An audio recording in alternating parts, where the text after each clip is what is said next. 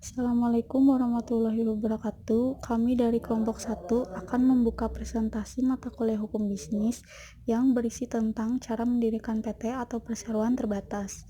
Adapun anggota kelompok 1 diantaranya Muhammad Algiani Adiaef, Nita Rahmawati, Suci Nurjanah, Willy Muhammad Fahrizi, Windy Dwi Meilani, dan Zikri Jaya Laksana.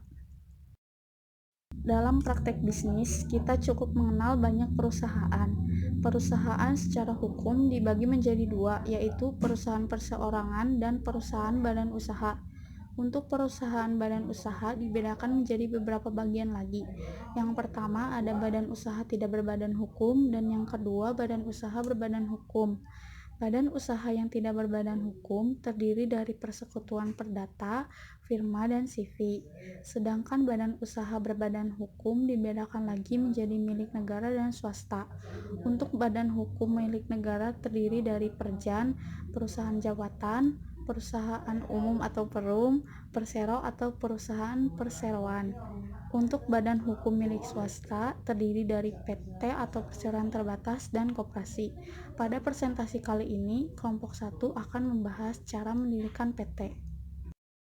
Untuk mendirikan PT, ada dua hal yang harus dilakukan. Yang pertama, membuat akta pendirian PT tersebut. Yang kedua, mengurus perizinan perusahaannya, baik perizinan khusus atau umum. Akta pendirian PT berisi anggaran dasar perusahaan yang dibuat yang biasanya berisi identitas perusahaan, seperti nama, tempat, kedudukan perusahaan, modal perusahaan, organ perusahaan, atau seperti siapa direkturnya dan komisarisnya. Komposisi saham dari para pendiri perusahaan dan ketentuan sesuai UU Nomor 40 Tahun 2007 tentang PT, misalnya hak dan kewajiban direksi atau komisaris, atau cara menentukan forum rapat umum pemegang saham atau RUPS. Akta pendirian PT ini harus dibuat berdasarkan akta notaris. Jadi, untuk membuat akta ini harus mendatangi notaris dan minta dibuatkan akta pendiriannya. Biasanya, notaris meminta fotokopi KTP pendiri dan rekan pendiri. Notaris juga akan meminta untuk menandatangani surat pernyataan penyetoran modal perusahaan. Jika dalam menjalankan perusahaan nanti akan melakukan perubahan isi dari anggaran dasar tersebut, misalnya melakukan perubahan komposisi saham, maka perubahan ini harus dilakukan dengan pembuatan akta notaris, yaitu akta perubahan anggaran dasar. Setelah dibuat akta pendirian, kemudian akta tersebut wajib untuk disahkan. Untuk akta pendirian PT wajib disahkan oleh Menteri Hukum dan HAM. Dengan disahkannya oleh Menteri Hukum dan HAM, yang biasanya pengesahan itu dibuat berdasarkan SK Menteri Hukum dan HAM, maka saat itu lahirlah PT dan resmi menjadi perusahaan berbadan hukum. Setelah itu, wajib untuk mengurus perizinan perusahaan tersebut. Secara umum, perizinan PT ada dua jenis perizinan, yaitu umum dan khusus. Perizinan umum artinya perizinan tersebut secara umum wajib dimiliki perusahaan.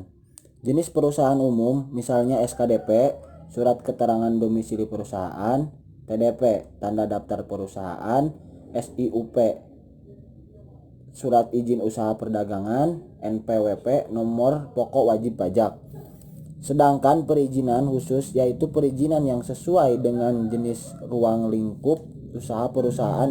Contohnya SIUJK, surat izin usaha jasa konstruksi, IUP, izin usaha perkebunan, API, angka pengenal importing. Assalamualaikum warahmatullahi wabarakatuh. Kami dari kelompok 1 akan membuka presentasi mata kuliah hukum bisnis yang berisi tentang cara mendirikan PT atau perseroan terbatas. Adapun anggota kelompok 1 diantaranya Muhammad Algiani Adiaef, Nita Rahmawati, Suci Nurjanah, Willy Muhammad Fahrizi, Windy Dwi Meilani, dan Zikri Jaya Laksana.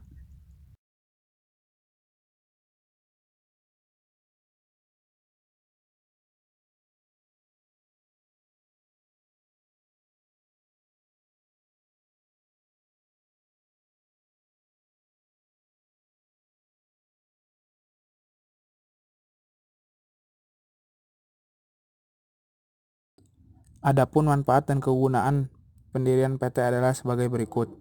1. Aktivitas usaha lebih luas. Pendirian PT memungkinkan pemilik usaha untuk ekspansi bisnisnya ke sektor lain, mulai dari pariwisata, makanan, hingga konstruksi. 2. Mendapat pelindungan hukum. Dengan status PT yang terdaftar dan sesuai dengan perundang-undangan yang berlaku, maka pendirian PT memastikan pelindungan hukum yang sah. 3. Modal tidak terbatas. Keunggulan PT yang lain adalah dapat memperoleh modal berupa pinjaman dalam jumlah besar dan tidak hanya terbatas pada saham dan obligasi. 4. Keberlangsungan perusahaan terjamin. Aturan dan birokrasi yang jelas membuat kecil terjadinya konflik dan kecurangan dalam perusahaan. 5. Adanya pembatasan tanggung jawab. Kerugian yang dialami oleh suatu PT, maka pemegang saham tidak akan dibebankan tanggung jawab melebihi jumlah saham yang dimilikinya. 6. Adanya pemisahan harta dalam suatu PT. Terdapat pemisahan antara harta perusahaan dengan harta pribadi yang dimiliki oleh pemegang saham. Dengan demikian, apabila terjadi kerugian dalam perusahaan, maka tidak akan melibatkan harta pribadi memegang saham. 7. Nilai pajak. Bagi pelaku usaha besar, pendirian PT dapat memberikan keuntungan dalam hal pajak, karena besaran pajak yang harus dibayarkan akan lebih kecil dibandingkan jika membayar secara perorangan atau pribadi. 8. Profesionalitas. Perusahaan akan bergerak secara lebih profesional karena terdapat manajemen pengelolaan yang ahli. 9. Ekspansi.